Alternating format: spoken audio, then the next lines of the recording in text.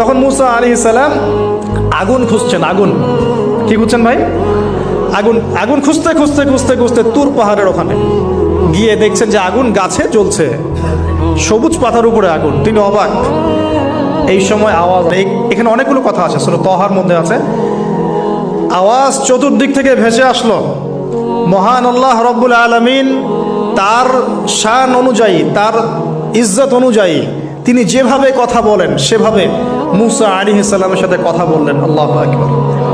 বললেন, ইয়া মুসা, হে মুসা, ইন্নানি আনা আল্লাহ, নিশ্চয় আমি আল্লাহ, লা ইলাহা ইল্লা আনা, আমি ছাড়া কোনো ইলাহ নাই, ফা'বুদনি, তুমি আমার ইবাদত করো, ওয়া আকিমিস সালাতা লিযিকরি, আমার ইবাদতের জন্য সালাত কায়েম করো, আমার জিকিরের জন্য সালাত কায়েম করো, আমার স্মরণের জন্য সালাত কায়েম করো।